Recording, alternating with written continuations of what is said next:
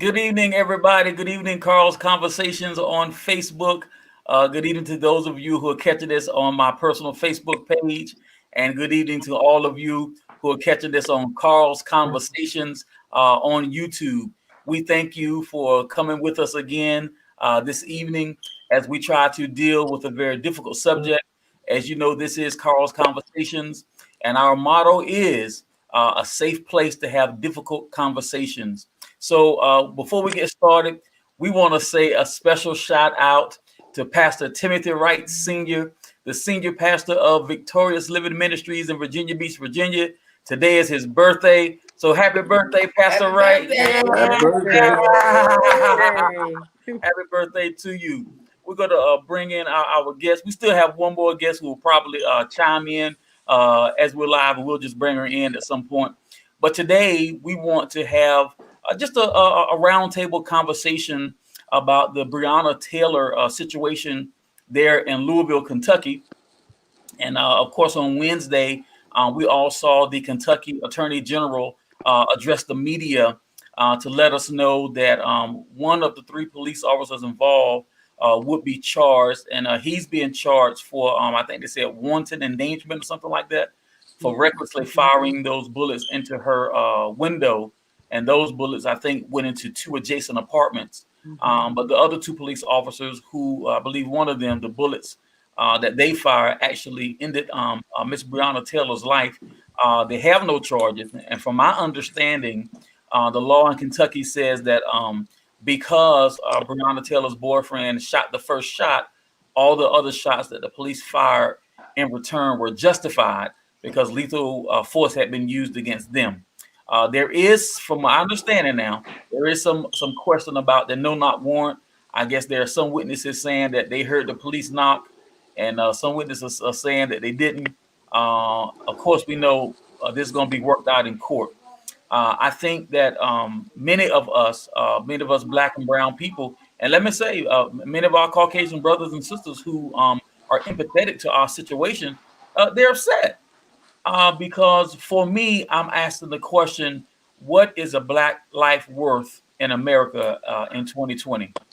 Now, I do want my audience to know, especially my Caucasian brothers and sisters, anybody who is non-black, I am not a race baiter. This is not that at all.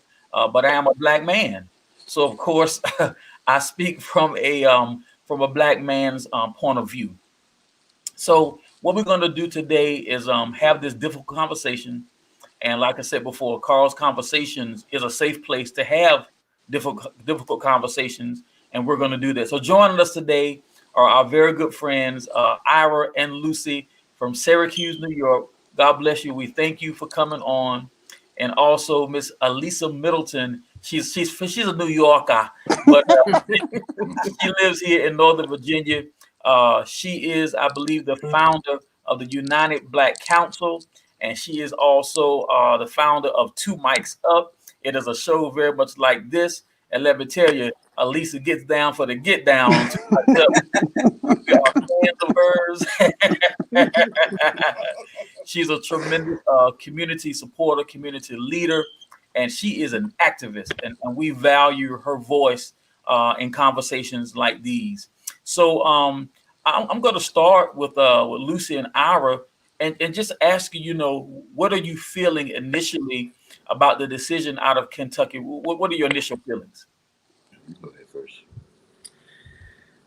First, I'd like to say I'm honored to be here today to speak about such a sad situation, and a situation that we've just been enduring forever, all of my life. And we're looking for things to just end where we have justice. And my heart goes out to all the families that are affected by losing a family member to such an injustice. And looking at the case after case after case, and with Breonna Taylor, it's just so unfortunate for her to lose her life. And then there's so many discrepancies of what actually happened.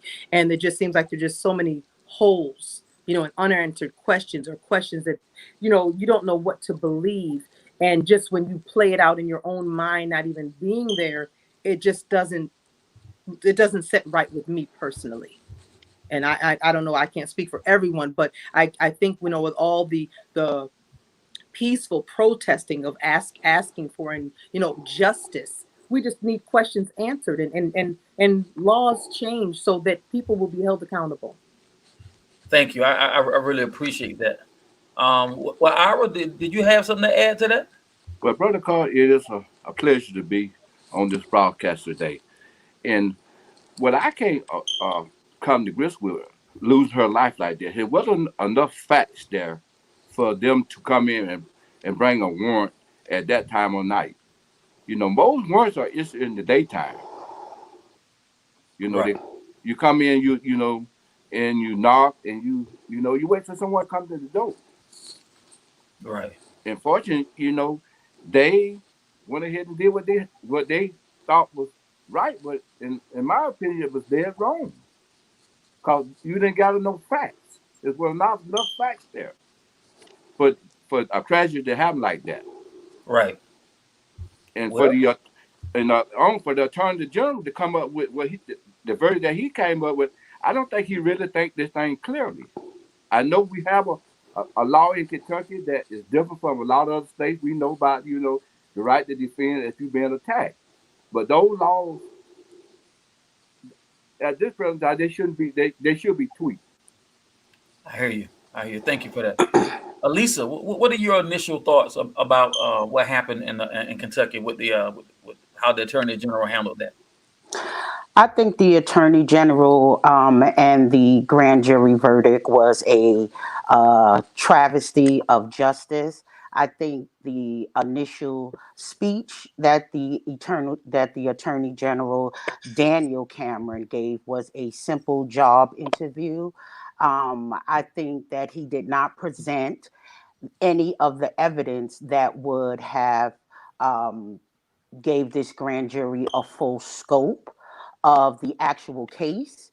He did not submit the warrant that was uh, given fraudulently, because this warrant, first and foremost, was given under false pretense. This warrant was initially given because they said that packages were going to Breonna Taylor's home, and the postmaster of that area said emphatically they never corroborated that story. That is on record. So I think that the cover up that has been going on from the time of Breonna's death is egregious. It is sloppy police work, and Absolutely. it is a common practice.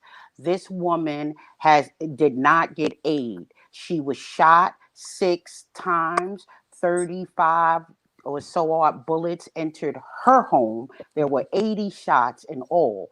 Now, if someone is shot, it is the police duty to get them aid.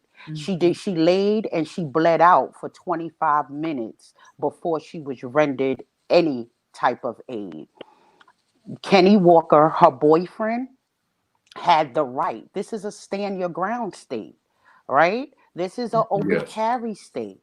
Mhm. When he's on the phone with 911, you do not hear any announcement.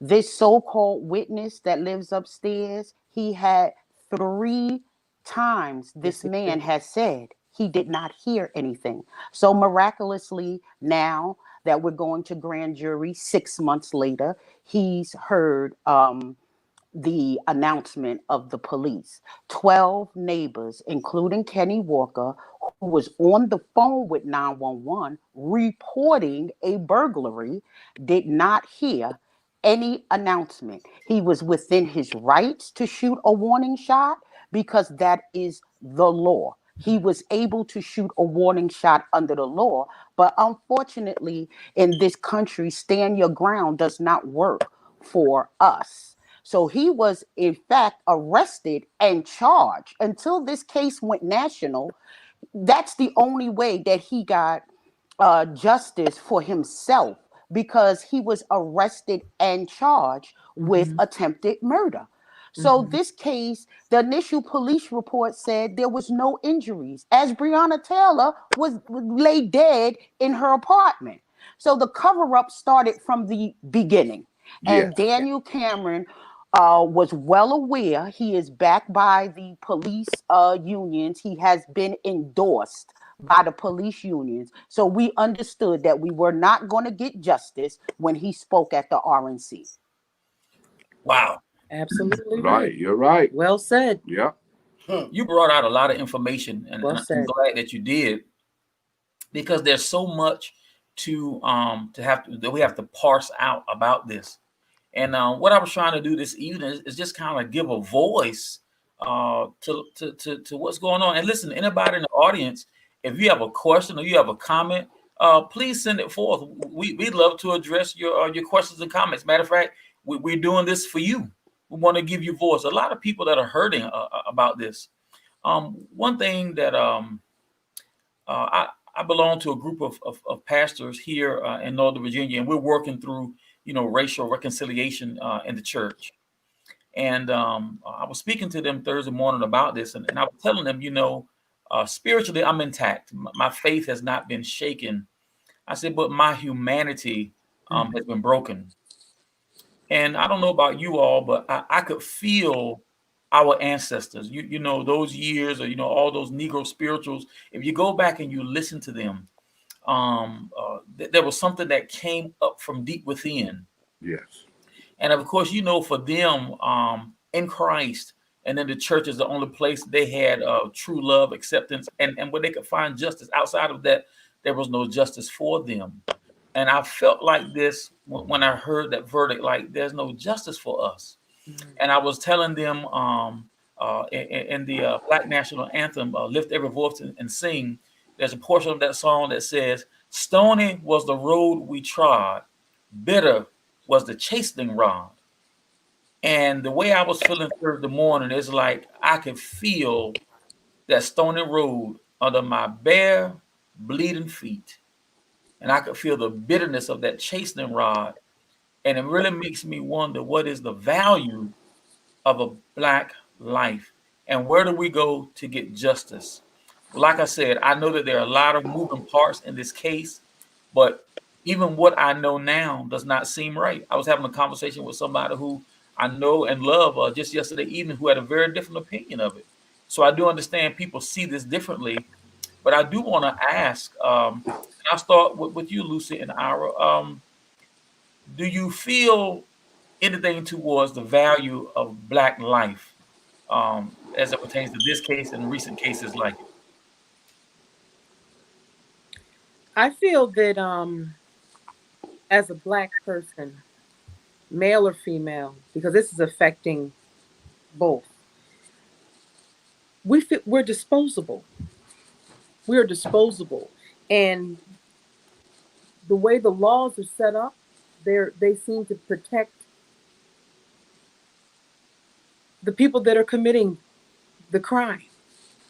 Because when the necessary questions are asked, the answers don't fit the question. And it's almost like we're asked to just move on, and our questions don't get answered. So when you look at life as such, where, people are losing their lives and the questions aren't being answered, and the laws don't even match. They just have these laws. They'll make a new law to cover the old law. And we're just supposed to move forward. And how do you move forward? When you have to go to work and you have to be around, you see a police officer. We were driving yesterday, and we have this, our car, people get in and turn the lights. I keep them on auto, but my daughter drives the car, and for what, you might hit the button, but the lights at night, they're supposed to come on automatically. So when the lights don't come on, we usually get pulled over because our lights are not on, and you realize they're on. But just that simple instance of the cops, flashing their lights, and you're going through your head of, what did I do wrong? The mind, the process of what you're thinking and what you're going through, just to be pulled over, it's a feeling of you just don't know what's going to happen. And when you think of Breonna Taylor and all of the people that have lost their lives, whether they were at home in their own homes or driving or pulled over. It's scary. It's a scary situation. And I feel that it's not getting better. It's not getting better. I think the thing with things being videotaped, we have evidence and things still aren't getting better and things are on camera. So I feel very uneasy, but I feel that as a Black person, I feel that we are disposable to people that have authority. Wow. Wow. Ira? And on the flip side of that, what she just said, I can pick it back on a few things. When you go out the house, you don't know this is your last date at your house as a Black person. And you when you leave home happy, but you just don't know. You just don't know. And how the laws are set up in this country for minorities, I said just for minorities, it's a different set of rules for the Caucasian race and for the Black race. And where Wow. do we start at? Where do we if we start at the local level, we go to the state level, or we go to the federal level? How do we get these laws changed in America so everyone can have the same equal right when they leave home without getting out and going and getting attacked by the police or any white group, hate group? Because there's so much hate out there Mm-hmm. towards minorities, Mm-hmm. and no one can seem to figure why. Well, we know hatred is a matter of the heart. And to answer your question, I'll tell you how you can make a difference. And I hope everybody listening take this to heart. Vote. Mm-hmm. And we have to work with our elected officials in between the vote. Elisa can nod on this one. We around here and we're not playing. And we have Mhm. told our elected officials we're either going to change your mind or we're going to change your seat. And we're not Agree? asking to get a hand up. We're just asking for them to be fair. Mm-hmm. Would you agree with that, Elisa? We just ask them to I be fair. do. I And agree wholeheartedly. yeah, Hmm. and we need to be involved in not just the presidential election, which is very important, but do you know who your city treasurer is? Right, Right. right, Do you And know what the what the the county supervisors. board of supervisors, the city Right. right, council, the mayor? Do you guys vote for your sheriff? Do you vote for your judges? My right, Right. dad right, say know who the dog catcher is. If you got to vote right, for the dog catcher, right. we have to know these things because what Mm-hmm. happens at the local level of government and the state level of government have Mm-hmm. way more effect on your everyday life than what happens at the federal level. Right. Mm-hmm. Alyssa, I'm here to solicit your response to this in just a minute, but I want to read something. And I asked my son for permission. He's watching. I asked him permission to use his words. He sent me a text on I think it was Wednesday evening. He was so upset after he heard what the Kentucky Attorney General said, and this was his text to me: "If I die prematurely by the hands of the police, and I was not at fault," and he wrote this in all caps, "do not take the money. I am sick to my guts at the decision in Breonna Taylor's case. I'm sick of the injustice in this country. I am sick of feeling like this, and I am sick of feeling like it could happen to me when I sleep too. Don't take the money, Dad. Fight for me. Take them to court. Get justice for my death. Don't take the money. Don't let them get away with killing me." Wow. Those are very profound Wow. words, and they Yeah. actually make me sick to my stomach. Mm-hmm. Yes. That this is how our youth feel. This is how we as Black and brown people can feel. Um, as we have all said that as a Black person, you feel like you don't matter. I have said this. To me, when it is said that Black lives matter, it simply means that my life, my loved ones, my friends, anyone that I know that is a person of color, somebody that is Black and brown, that their life matters. It has become a political agenda when you make the statement of Black lives matter. I'm not coming from a political perspective. I'm saying that my life matters. And for someone that doesn't understand that, I am simply saying that my life matters too. People, I've heard different analogies, and I look at it from the standpoint when you say that a Black life matter. If I broke my arm today and I go to the doctor, I'm not expecting for the doctor to say to me, well, your other limbs matter. I'm coming in to address the issue of the arm that is broken. Yeah. Mhm. Not saying that my other limbs don't count, that they don't Right. matter. Right. This is the body part that has an issue. When you have an issue, you address the issue. That's the same as if you have a house that's on fire.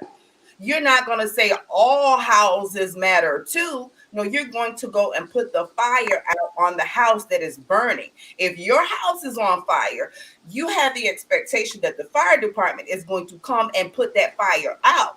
I don't think anyone would be pleased if their house is on fire and they start at the beginning of the court because all houses matter. That's how I feel about Black lives. My life matters, and it matters too. Not saying that the other ones don't matter. It is simply saying that the Black lives are the lives that are in question. We are the ones that are being killed. I feel like we are going to the slaughterhouse at any unknown time. Mhm. Yeah. Period, point blank. Mhm. We are disposable, and it's on to the next. You have an expectation. Um, that just get over it. Like you said, I think everybody has basically said all that is going on. Oh, that was 2 weeks ago. You should be over that by Absolutely. now. My Mhm. thing is this. It all goes back to the beginning of time. We were brought over here in chains on a boat. And the audacity for some people to make the statement, go back to where you came from. Y'all came and picked us up. Absolutely. We didn't ask to be here. I Absolutely. have a serious problem with that. Mhm. No one better not ever say that to me. But Right. I'm simply saying is the audacity. Is we need to take responsibility. We as America as a whole take responsibility for what has taken place. And we're never going to heal as a country if we don't address the issues. It's just like a wound. If you have an infection, if you don't get it treated at some point, that bad boy is going to fester, and then you end up with a whole nother set of circumstances. Mhm. Address the issues, take responsibility. Yes, it may be painful, but take responsibility for all of your actions. Everything has been so washed to make it seem as oh, everyone was kumbaya and okay with being a slave. We were not. We didn't have an option. Mhm. And if you talk about slavery, you want to talk about we should get over it. You say we should get over it, but you ain't got over the fact that you don't have slaves any longer. Now that's all I'm gonna say. All right, Elisa. I love her. But to answer the question, we are it's absolutely disposable. And we as Black people have to understand, and it's painful for us, right? To rejection for anyone is painful, but we are in a abusive relationship with the United States of America, and it's Amen. we have to understand that when you expect your oppressor to have compassion for you, that that's the definition of insanity, right? We Mhm. are doing the same thing for hundreds of years, and we are still at this point. We have to understand that we do not matter to the United States of America. Let's just make it clear, right? We do not matter. Our Black lives do not matter. Getting justice does not matter. As long as you pay your taxes and as long as you contribute Mhm. to the economy and you tucked away and you are incident free, then you're fine. But as soon as we have an incident and we raise voices, we are met with the opposition that Mrs. Armstrong just laid out so eloquently, right? We're met with all lives matter. We're met with, oh, that was so long ago. I'm done with trying to convince people that are willfully ignorant of our plight. I think that now it's time for us to huddle. It's time for us to come together. It's time for us to heal ourselves. as Black people and to help ourselves, because we are at a point in 2020 that looks exactly like 1913, Mm-hmm. 1939, 1945, 1962.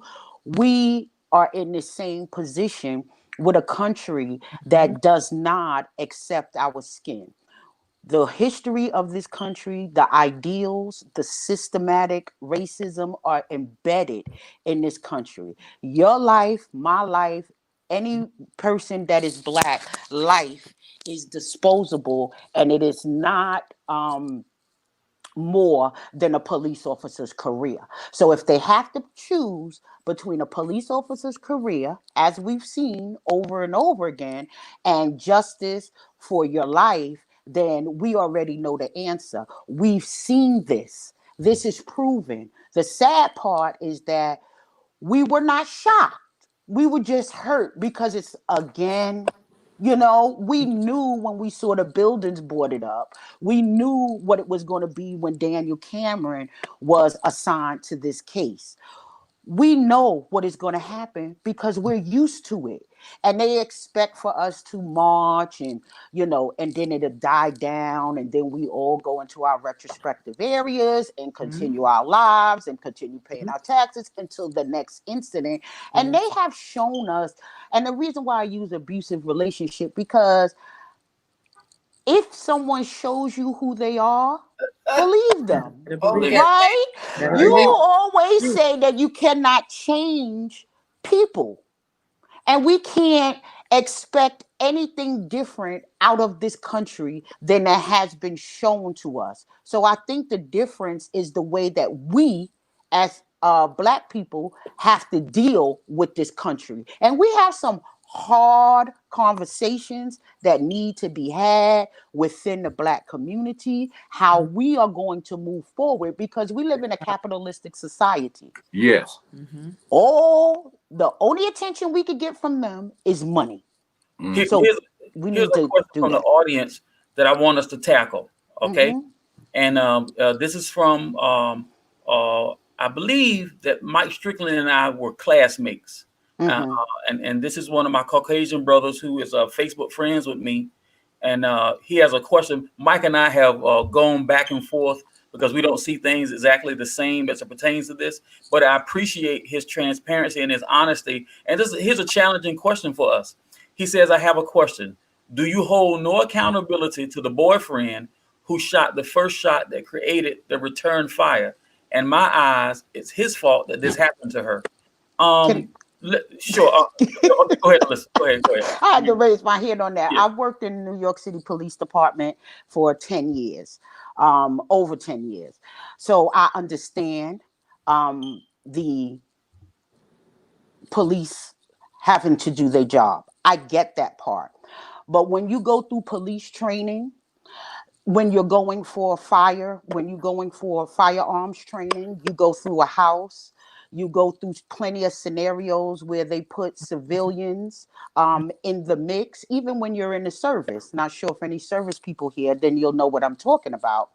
They put civilians in the mix because when you're in a stand your ground state and you do a no knock warrant, what do you think is going to happen? You have the right to fire your warning shot. Mm-hmm. So I'm not saying that it's his fault because he did what was right under the law. The police, if they were going to shoot anyone, the threat was Kenny Walker. Right. The Absolutely. threat was not Breonna Taylor. And in the state of Kentucky, the law says when you're using deadly force and you are coming in, you have the right to return fire to the threat, not the third person in the room. And she was the unarmed third person in the room. So I get when people have this argument and they say, he fired it, he started it. No, he was asleep. He didn't start it. The start Absolutely. started. Let's get to the how it started. It started from the fraudulent warrant, and they shouldn't have been there. But if you in your stand your ground state and someone is breaking in your home, there's not a man that is listening to the sound of my voice that if they hear someone breaking in their home, that they're not going to protect their family. That's right. Mm-hmm. Amen. You did not come into a drug raid. Right. You came into someone's home. So Right. I get both sides, but I cannot subscribe to that because you're taught. You're taught what your target should look like. You're taught in firearm training. You're not taught to shoot blindly in someone's home. So here's the deal. So his response is, and the person I talked to yesterday had the same response. He said, Mike said, I agree, but I'm under the assumption that they knocked. But we were told that this was a no-knock warrant.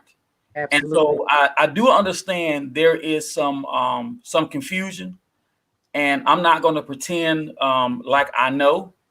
But Mike and everybody else in the audience who may be wondering this, I have said this. Let me tell you, if it was in the middle of the night and somebody was kicking this door in, I guarantee you we're gonna be on the news. Right. I'm just gonna say that now. We're gonna be on the news, and I probably won't be the one leaving out of here in a body bag. I'm just saying, Right. and Because you're going to protect I'm your gonna protect. family. I'm gonna protect my household now. It's not your fault they got the wrong place. It's not your fault. Right. So now I do believe there is some more parsing that needs to happen here. And I want Mike Strickland to know, and I want everybody else to know, if the true facts come out that this young man knew that it was a police and fired on the police, I'd be the first one to say, well, hey, we got to hold them accountable because you can't do that. And Right. none of us here are going to raise our hand and say that it's all right to shoot at the police when that's the police and they come to serve a warrant. None of us are saying that. But what I'm saying is, if a warrant is served in the middle of the night and I don't know that it's the police, Right. Right. and you bust down this door, you're going to be met with something that you don't like.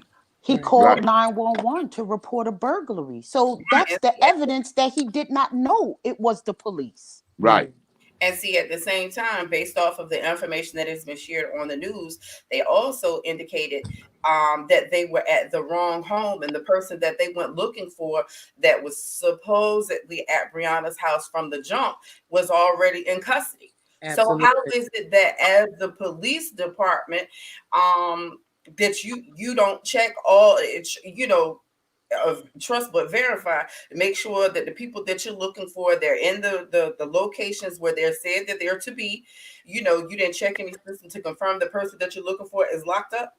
I don't understand that. And to me, I have always said, when you work in certain industries, when you work in the hospital, you interact with the police department, the fire, you work with all of first responders, and somebody that's an EMT, you interact with the police, which means I'm sure you have crossed paths. As an EMT with the police, you work hand in hand. I have always said since the beginning of time, this young lady must have known something that put her life in jeopardy. Sometimes information. I truly believe that it was something that she may have known, encountered, saw, and they were trying to get rid of her, because to me, it just doesn't make sense. You're going to issue a no-knock warrant in the middle of the night. Mm-hmm. You ain't checked to make sure the people that you're supposedly looking for are where they say that you are, and then you have the person in custody, and as the police department, you don't know that. To me, that is red flags everywhere. How not? Yeah. How not? That's And the your job. cover up. But That's again, And the your job. cover up. the issue is, since the beginning of time, we were only good enough to be the slaves, to be wet nurses, to pick your cotton, and to do this and that. But now that we're, everyday citizens and all of these good things, we're just disposable. Oh, this is just another Black person. And it's just like, it's so unacceptable on so many different levels. I'm not asking for a handout, and I don't think any Black person is asking for a handout. Don't put people in a disadvantageous situation and expect for them, we've always been at the bottom of the barrel, and we've still been standing. And to me, Mhm. that seems to be the problem. I don't know. These could be these closed door conversations. Well, what do I got? It's almost like you're killing a roach. You put a roach in certain situations, and they adapt to the situation. I'm not referring to us as roaches, but I'm just using this as an example. It's just like we've been through so much turmoil and dysfunction that we still manage to exist. And I think that is the problem. Right. Just disposable. One I, thing I don't want to overlook Ira and Lucy. I want to give you a chance to respond to the initial question by Mr. Strickland, which was, do you hold any accountability to the boyfriend because he shot first?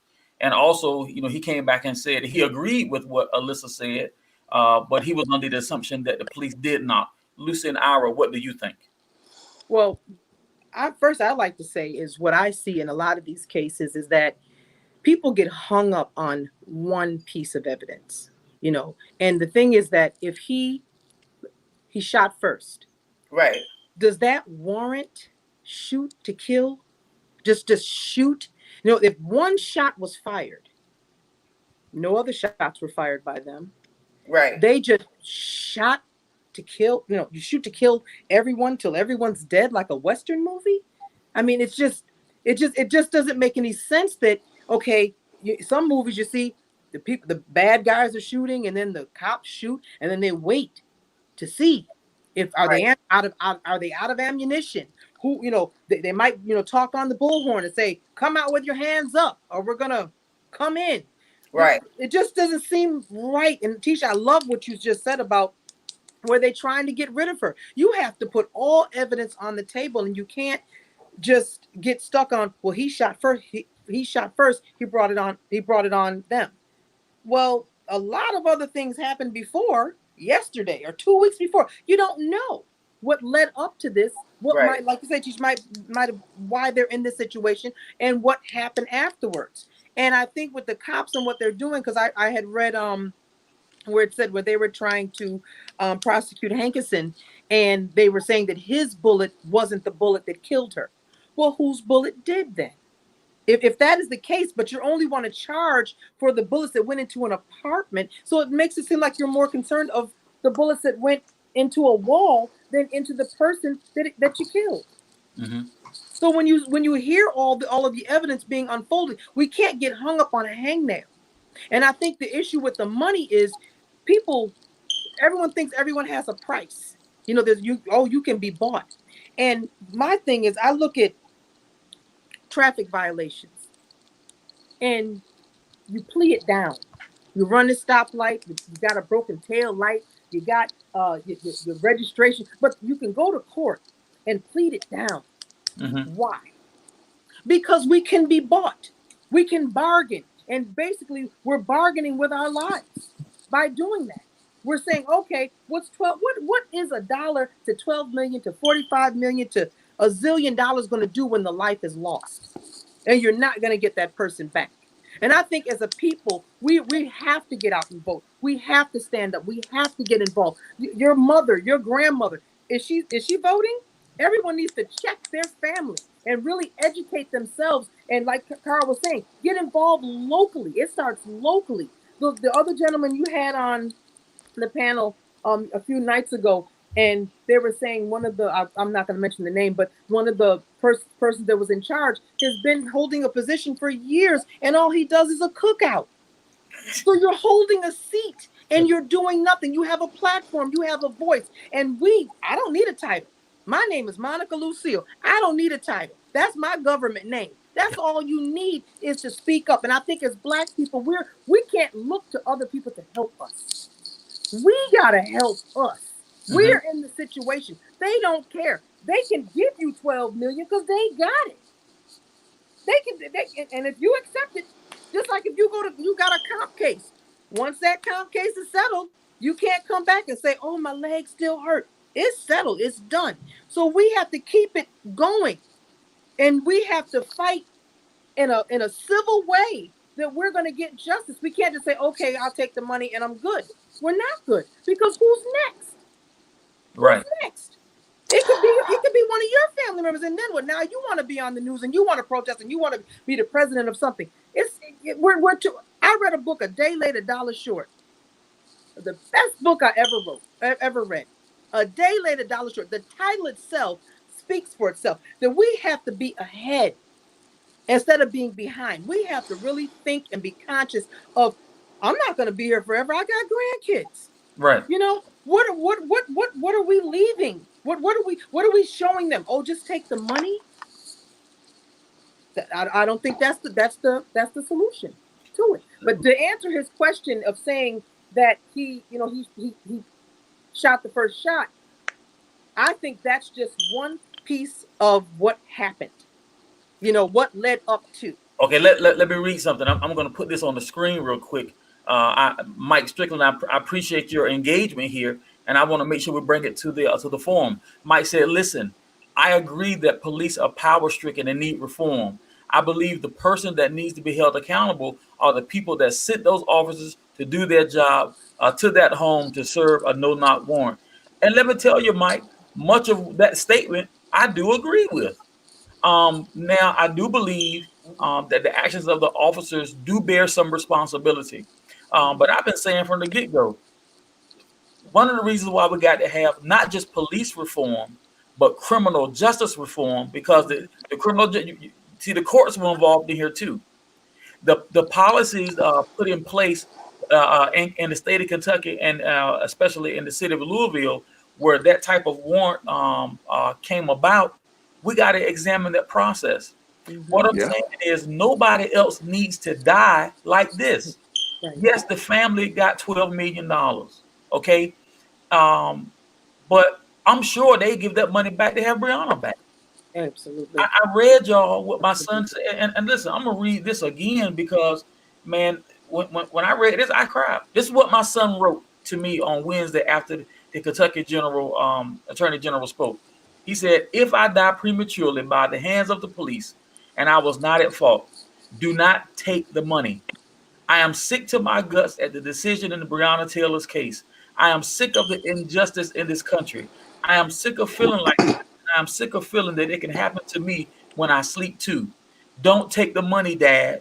Fight for me. Take them to court. Get justice for my death. Don't take the money. Don't let them get away with killing me." That came What?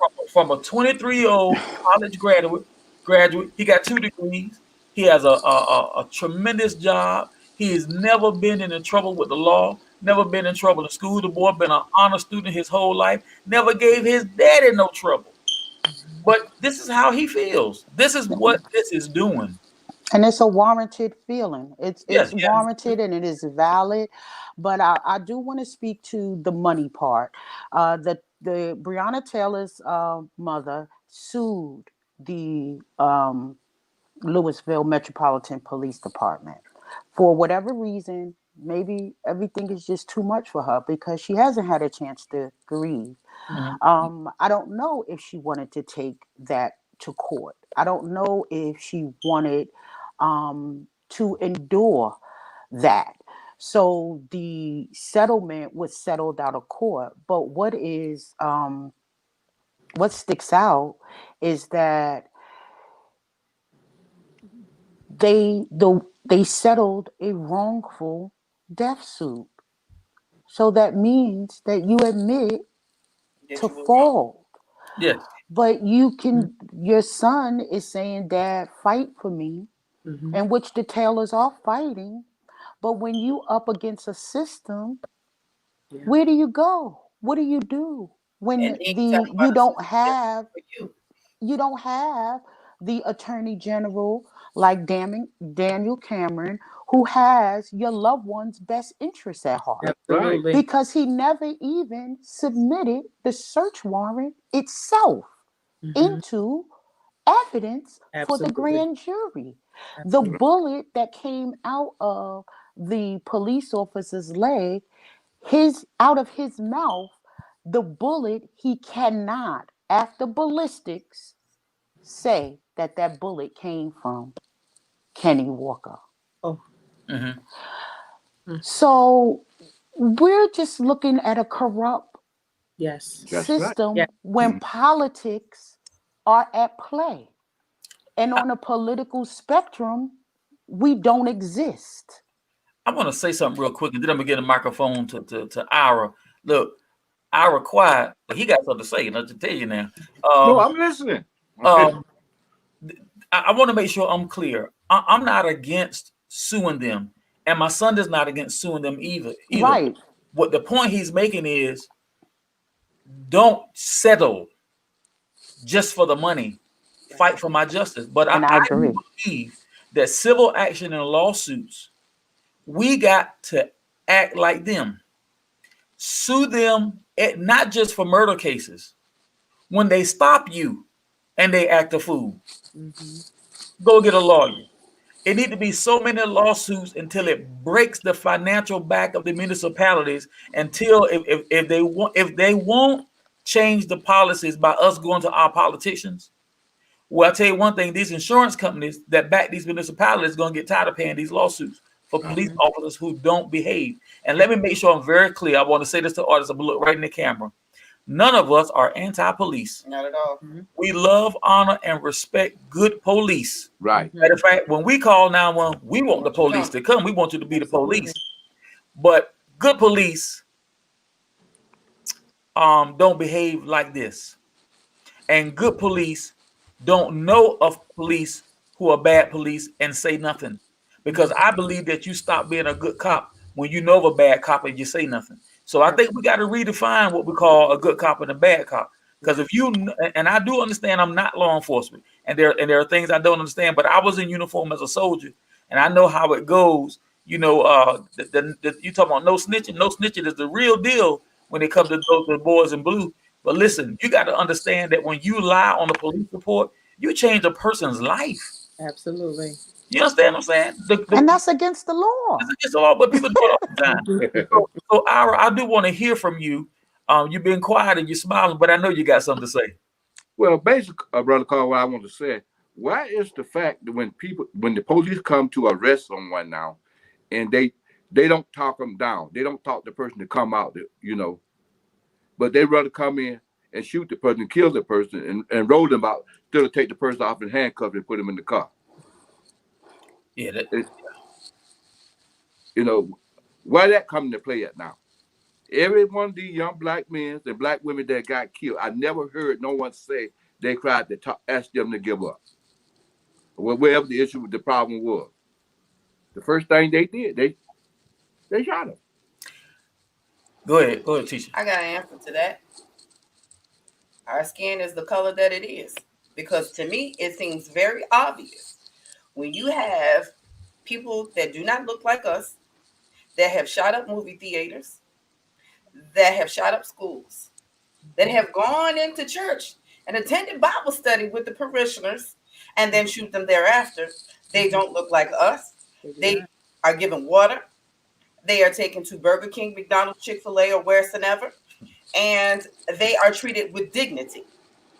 I've seen videos time and time again. I just saw a video the other day of a Caucasian man that was pulled over by two Caucasian police officers, and they went back and forth bantering, to get out. The guy said that he's not getting out, and at the end, unfortunately, the two police officers were shot.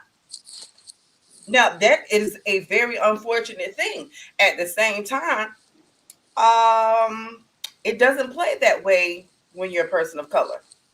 You are not given. They may say maybe once, maybe twice.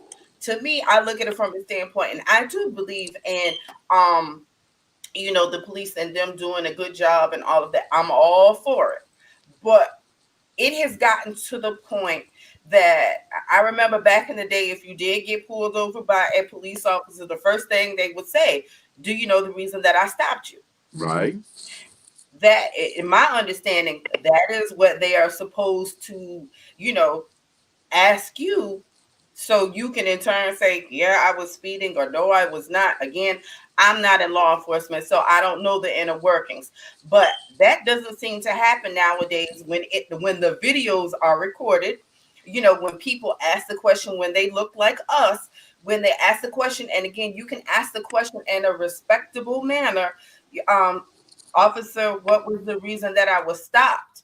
And it seems as though just because you're simply asking a question to get an understanding, it is presumed that you're being disrespectful or you don't respect the badge. And then therefore they have a right, because the police officers, or I'm going to say not all police officers, but those police officers, they feel like their authority is being questioned. They feel disrespected. And then whatever the different terms, for whatever reasons, I've seen police people pulled out of their cars where, the windows are rolled down. They take the person out of the car, and that I know of, that's illegal. I don't know the term, but anyway, so I'm not even gonna act like I know.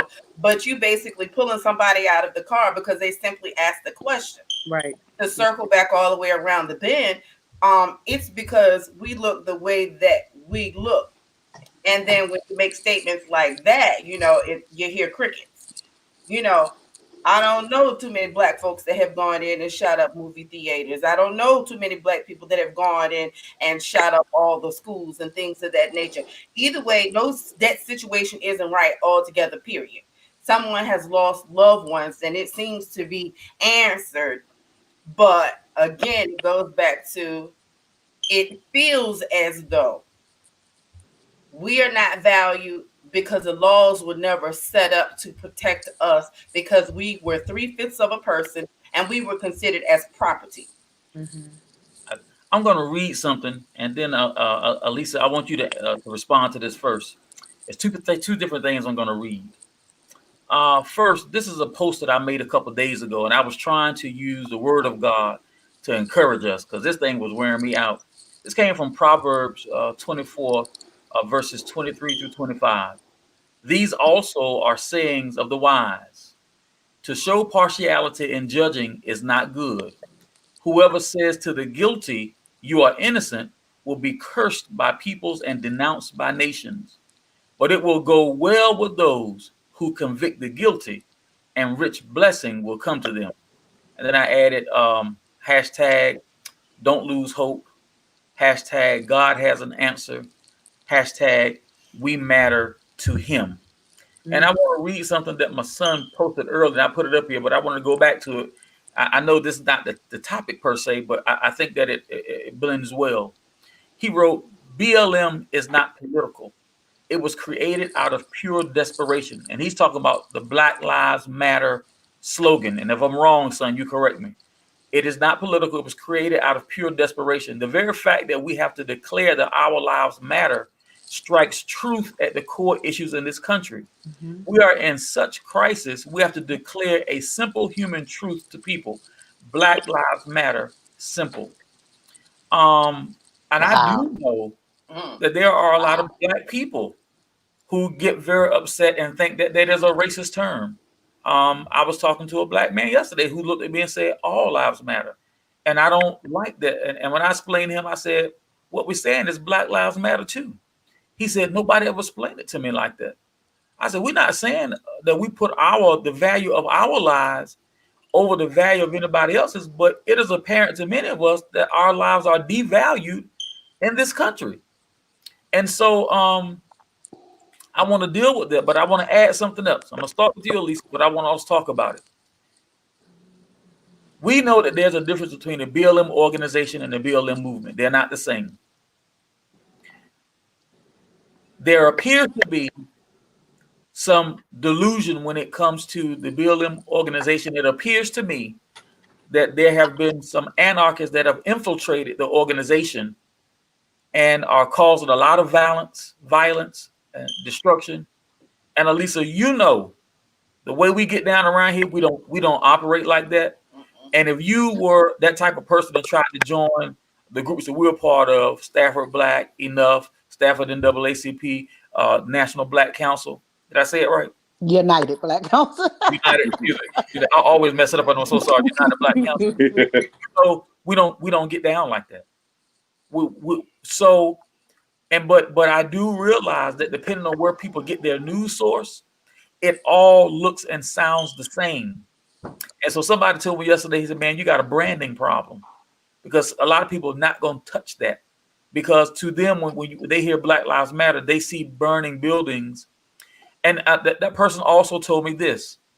I said, I find it funny that people jump when they say something about Black Lives Matter, but we had the militia guys, our white brothers up there in Michigan, who stormed the state house with armed weapons, automatic weapons, made threats. He looked at me and he said, "But nothing got burned down and nobody died." Now, that is a fact, but I disagree with the premise. Mm-hmm. So at least I'm gonna ask you to start with that. Okay. I know that was a lot, That was a lot to unpack. but And you already know I'm in my feelings. So let me reel back a bit. But first, your son is very profound in his statement, and I totally agree with the whole statement that he posted, because it is sad, but it is true. Secondly, we have to understand that Martin Luther King Jr. was called a communist. These are tactics that come out of the government, and these are tactics that come out of nationalism and hatred groups. We have to understand that we have foreign influence as well that is influencing our election, and is also influencing this movement, infiltrating or trying to.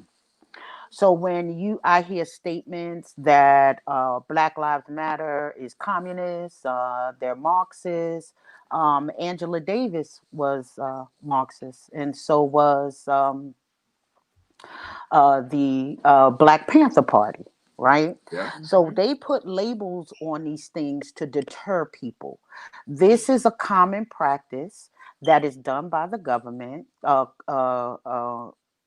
Control Pro, that is done by them. And we have websites that are always infiltrated. You already know, when you go, you can see the website is spammed, or it has the phishing, or it has been changed 300 times.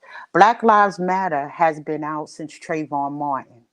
It is so funny that you have never heard of Black Lives Matter movement organization being deemed anything other until this year, when you had 50 states marching at the same time, Right. along with 20 other countries in unison. So Mm. now, and correct me if I'm wrong, but I don't know about anyone else, I have never heard this until this year when it came to Black Me Lives Matter. And Black Lives Matter has been out for a very long time. So as long as we can divide and conquer, then as long as you say it enough times, then Yep. people believe it. Mhm. As long as you infiltrate these websites, um, and people go to them and see what someone else has put up, a phishing website to deter you from the movement, then we know that we have a problem. We know that we're on to something. We know that we're going in the right direction. But when you see the government and other foreign entities and hate groups that infiltrate, because we have to look at our history as a playbook. We can't fall victim to the same thing that right. was done. Martin Luther King Jr. was nobody's hero when he was killed, right? They did not like him. Hmm. He wasn't. Now everyone is hailing his name to bring peace and to bring calm. You hear slogans from our white counterparts of Martin Luther King, but he was the most hated man according to the FBI at that time, Yeah. right? He was considered a communist. That's He was right. considered someone, because anytime you put black, or you put African American, or you put civil rights or human rights, when it Mhm. becomes our issue, then we have to be anything other than someone who's just fighting for equality. You have to be a Marxist. You have to be, a communist. You have to be all of these things, anti fascism. Do we like fascists? Is fascism something that we endorse? So why are you mad at people that's anti-fascism? I don't.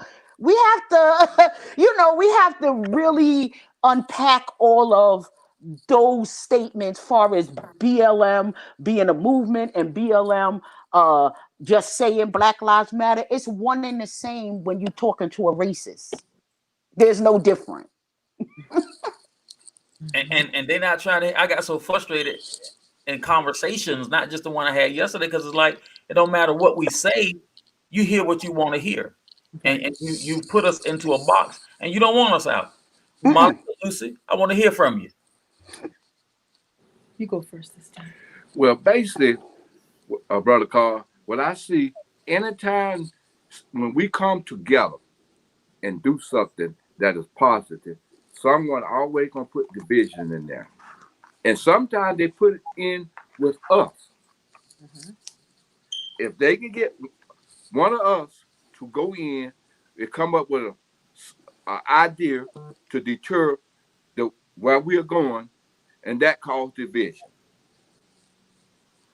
And once you get that division in there, everything kind of go haywire. But once you have closure, you can keep everybody together. You gonna make changes. But that's how they deter us with division, and they penetrate through some of us. Amen, bro. That's my point of view on that. Amen. It is what it is. Yeah. Monica, don't be shy. A lot of thoughts are running through my mind right now. I I know think they are. my sister should be a lawyer. I mean, the way she speaks, I'm like, woo! She got it. She don't miss a point at all, and I agree with you wholeheartedly. Thank you. My hat is off to your son for expressing himself, and I believe that when you come to the table, everybody has to come to the table. Right. Can't just be Black people to come to the table. That's right. We all need to come to the table. I respect anyone that can come to the table. If you don't come to the table, then you ain't gonna eat. You ain't gonna be fed. Ain't nothing gonna change. So we have to all come to the table. And one thing I noticed when they were protesting is that the destruction wasn't us doing the destruction. That's one thing I noticed when the buildings were being burnt down and they caught people that had a different agenda. So we have to be really careful at really have a microscope of our own to make sure as we proceed that we are all on the same page as we proceed to watch us helping us, because some people can veer off and do things that you shouldn't be doing. And I strongly believe this. When you look back at slavery, and as a Black person going to school, and you didn't talk about Black people, I always wonder where the Black people was. I went to a predominantly white school, so I could count the Black people on one hand. So but when I went home, there was no white people. So I always had this, I called it a balance. I was Black, but I could fit in with the white people. And I had to fit in because we didn't do the same things.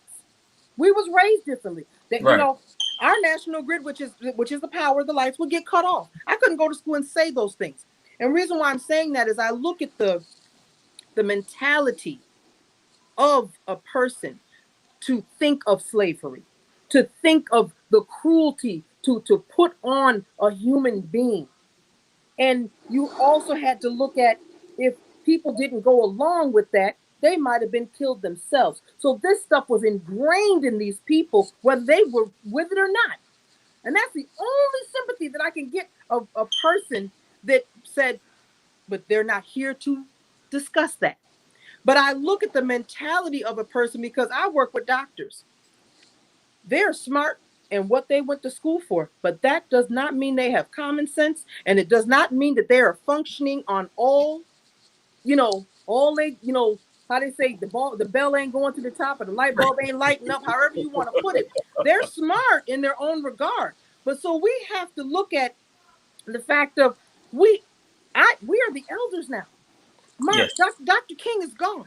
Hmm. Malcolm X, our speakers that were here speaking for us. So I think as a people, we're searching for this hope, someone that can help us. We got it. We are the help. I want to We say are. something. I want to answer that, Lucy. That's the reason. The part one tonight is with our peer group. Part two tomorrow gonna be with the youngins. Mm-hmm. And I'm doing this on purpose because I accept what you just said. We are the elders now, and they need to hear us. But just listen, y'all. Mr. Strickland has chimed back in, and I want to address him. Once again, Mike Strickland, thank you. I appreciate you being part of the conversation because, and just to let you know, I never prep my panelists. I have no idea what we're going to say, and I don't block people in the audience either. But this is what Mike wrote. I want you to know that I don't know any races, black and white. On my daily outings out and about, I am mostly met with respect from all colors, and I give that same respect back. And saying that, these younger kids and some older ones as well need to understand that they need to take their fight up against the ones responsible, or that can make the change, and not take it to us regular folk that are just in a daily grind to survive just like them. We can't destroy the community we're saying. And I understand what he's saying. He's saying, in other words, I believe it. And Mike, if I say this incorrectly, I want you to type some up here to help me out. Mike saying, hey, man, I didn't enslave you, and I'm not racist against you. So when you see me on the street, don't treat me with this thing because I'm not the problem. Go take your issue up with the people who are oppressing you. And Mike, I want you to know that I can accept that coming from you because you probably wrote that out of your background. But let me tell you something. We don't just need you to not be racist. That's step one, and we accept that.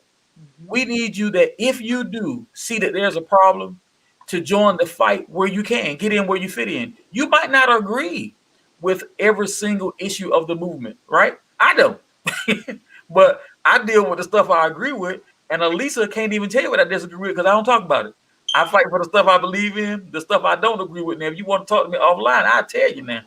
But I don't even get into it in those circles. I deal with the stuff that I do agree with. So we need that. And I like I said, I agree with most of what you said. And this is why we keep screaming, go vote. And Mm-hmm. not just voting. Your political activism has to be all the time. Let me tell you something. Stafford Black, enough, Stafford NAACP, and I'm talking because these are groups I belong to. We don't just wait for elections. We have a relationship with the local police agencies. We have a relationship with local politicians. We have a relationship with state elected officials. They know who we are by name. You're right. Am I telling the truth, Lisa? They know who we are and we know who they are. We have regular contact with them so they know what we're thinking and we write stuff down. There have been already been changes in Stafford County, and they're going to be changed in Prince William County. They're going to be changed in Spotsylvania County and Fredericksburg because we're out here fighting for it.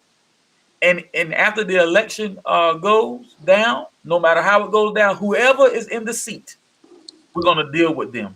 Mm-hmm. So I want you all, and I'm going to start with Ira and Lucy. I want you to address what Mike Strickland's concern is here, if you don't mind. We'll start with Ira and Lucy. Go ahead. Well, I feel that he's being like we're attacking him personally. And this is not a personal attack. It is the issue at hand of being treated fairly as a Black person. And it just seems like whenever we speak up, we're we get that excuse.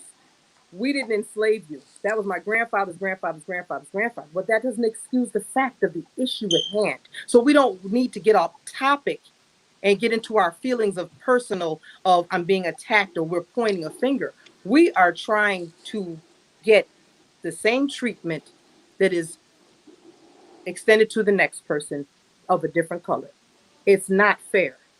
It's not fair at all. It's never been fair for us. And whenever we come together, they act like we're coming together to destroy or destruct, like it's something, like it's a negative. Like black, you can come together. I can go to many communities and they're predominantly white, and they're living well.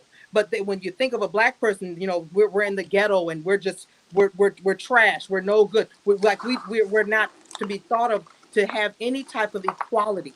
And that's what we're fighting for, is equality. We're not trying to say, I don't know your day to day. I don't know who you're around. We're not accusing, but when you look at a group that can come together with sheets on their head and hold torches and burn things down, and no one bothers them.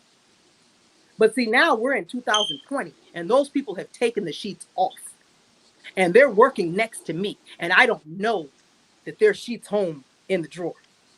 That's what we're dealing with as a people. So it sounds like from your question that you're taking it like we're attacking you.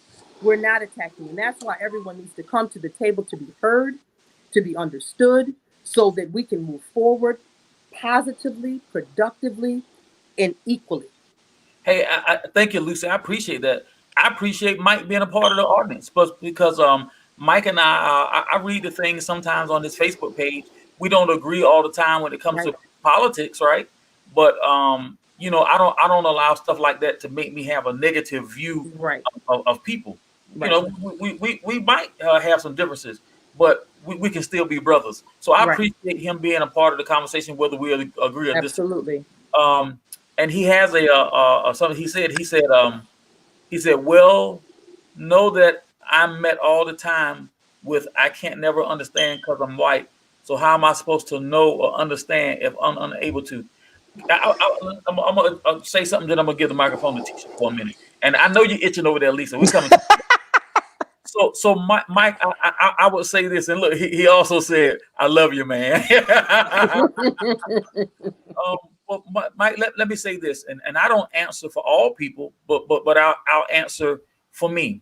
Um, I don't think that is for me. I wouldn't say that I don't think you can understand, because I believe that you can have a great understanding, and I believe that you can have empathy.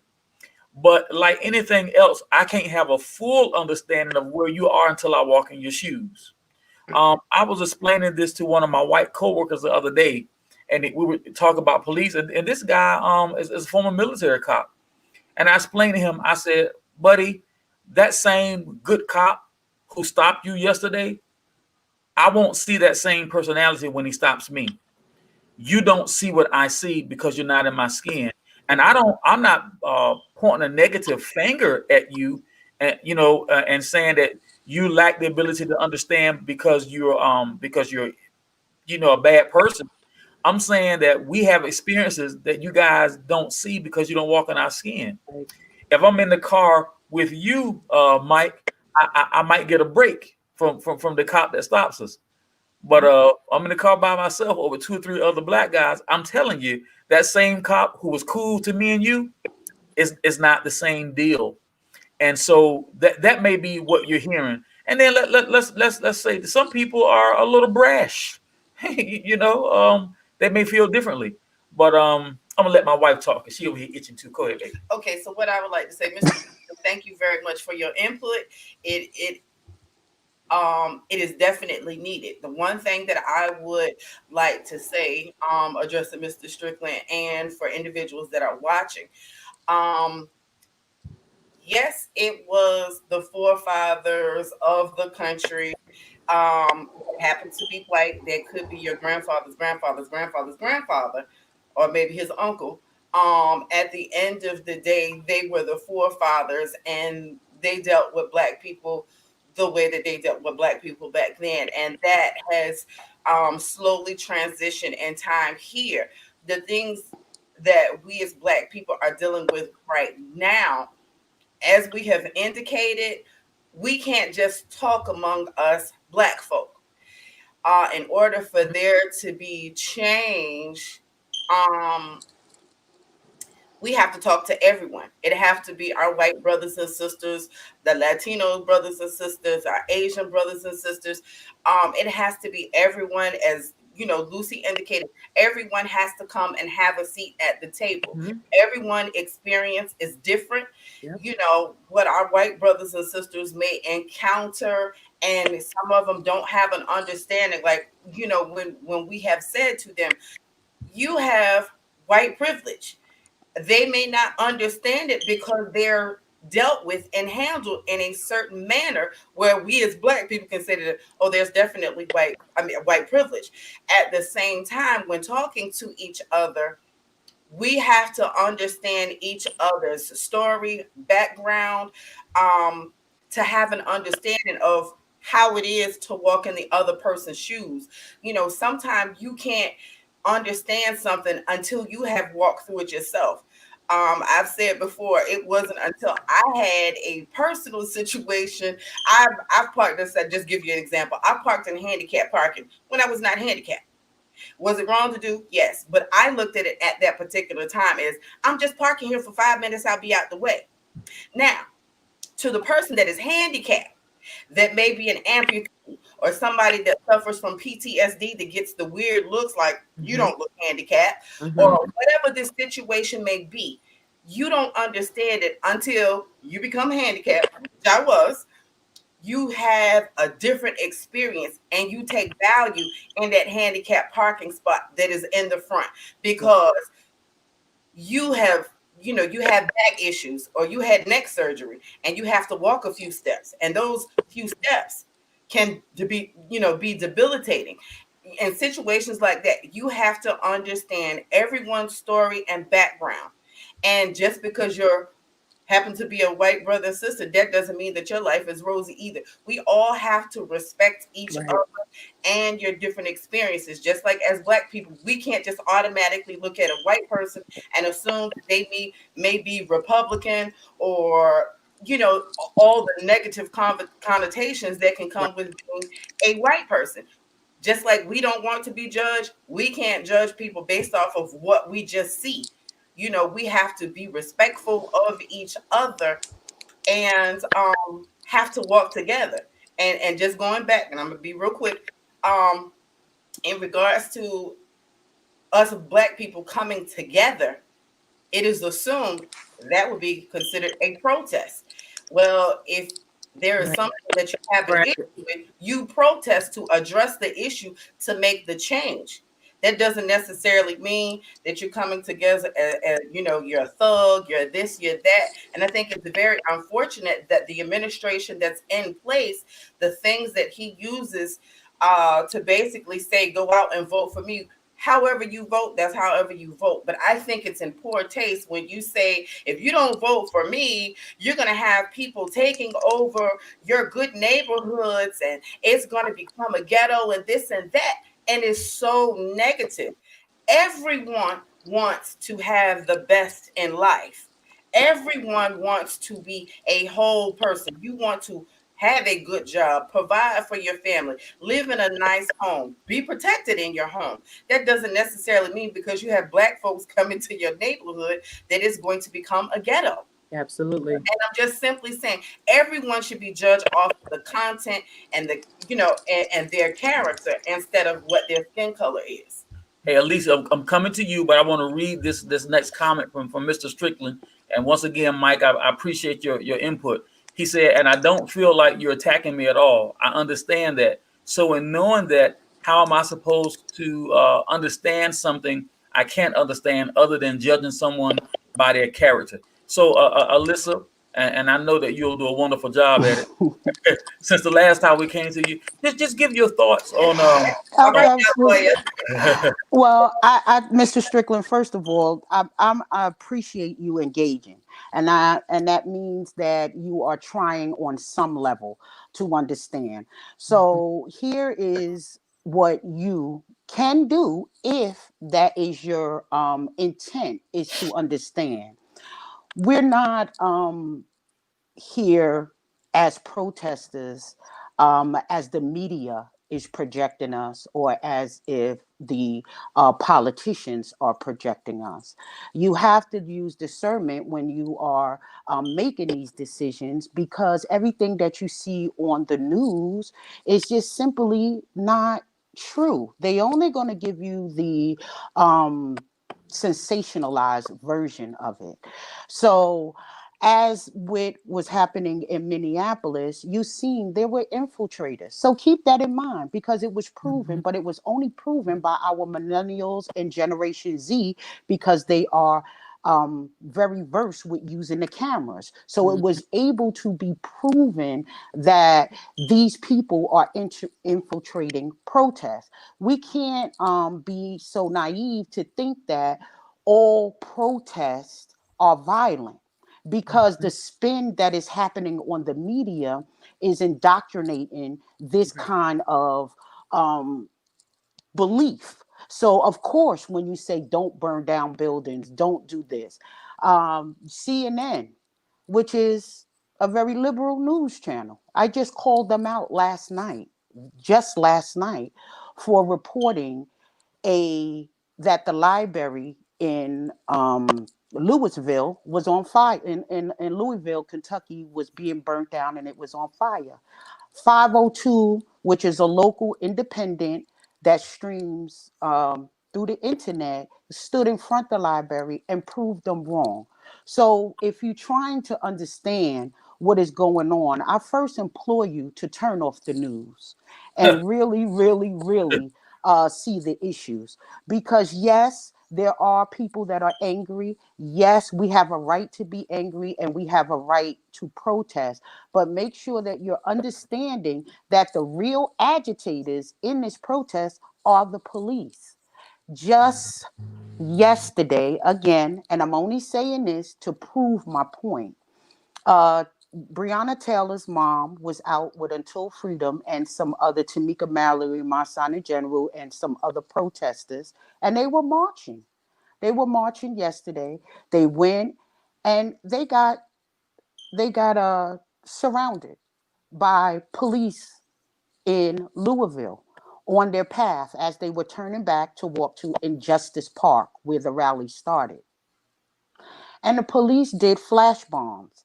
This is a mother. She's out there. The whole Taylor family was out. Everyone was there. There was not one mention of this situation on the news, but it was egregious because there was no reports of violence. I'm not going to put politics into this. We need to make sure that we keep politics out of human rights issues. Mhm. They have a right to peaceful assembly. It Mhm. was way well before the curfew time, and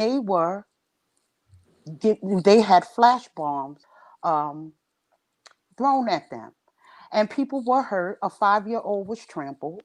You're not going to hear this stuff on the news. You know why? Because it was egregious on the police department's behalf. And this is a Democratic mayor. So I'm just saying that to say that if we can put politics aside and see the issues for what it really is and get the sensationalism out of the news and understand that Black people do not all live in Chicago. Hmm. Okay. We're not all Preach. killing each other. We're Mhm. not burning down it was a report that came out that said 97% of the marches are peaceful. But what you get is the one newsreel with the one building. I saw on CNN there Mhm. was some infiltrators lighting a bush on fire, and it was a fire. So understand that if you're trying to understand the plight, you have a very good man that brought you to this podcast, that brought you to this show. Mr. Armstrong can explain to you. There's Google, there's the history of this country, there's this conversation you can have and really understand that there is a serious systemic problem. Understanding that you yourself had nothing to do with it. You're not a part of that, but you have to give at least some empathy and some compassion to the Mhm. actual fight. The Yes. law works different. We live in two Americas. Mhm. You have your America and we have our America. And our our differences are very wide and very broad. The way that you may be treated may be way different the way that we're treated. And not even about the cops, just your interest rate alone on your That's right. home. That's Come right. Just on. you standing in front of a judge and just you going to a bank to get a loan. We're talking systemic across the board. It's proven, it's documented, it is here, it's real. We're not making it up. It is real. So we have real issues. And what you can, and your to the latter part of your question is, what are you supposed to do? I would say to please have a private conversation with the Armstrongs, to please go ahead and just research some of the things like redlining. Find out why the wealth gap between African Americans, and we have millionaires in our community, is so large, and it has not improved since the 30s, but one point. Find out why are these inner cities school districts so bad? Why do they not have books? I mean, just look into just general day-to-day lives. Mhm. I come from one of those marginalized areas. People that are there, they don't, no one wakes up to aspire to be poor. No one wakes up and aspires to be in poverty. No one wakes up and aspires to live in these type of areas that ensue violence. And violence and poverty is synonymous. Yeah. They go hand in hand. So that I'm glad that you came on today. I'm glad that you're engaging, and I'm definitely glad that you want to know what could you do. Awesome. Hey, Absolutely. listen, y'all, we're at the hour and 26 minute mark, so we're going to start wrapping. But what I want to do is give everybody a chance for final remarks, and we'll start with Ira and Lucy. If there's anything that you wanted to say or that we didn't cover during this time, please take a few moments and go ahead and get it off your chest. I am good, bro, Carl. Thank you so much for being with us, Ira. I appreciate you. It's his first time. I'm gonna give him a pass. I would just like to say that I appreciate I'm gonna call him my brother for engaging with us tonight. And I hope that more people will engage and ask questions. And, because that's the only way that we're going to proceed and, go further to be better as a people.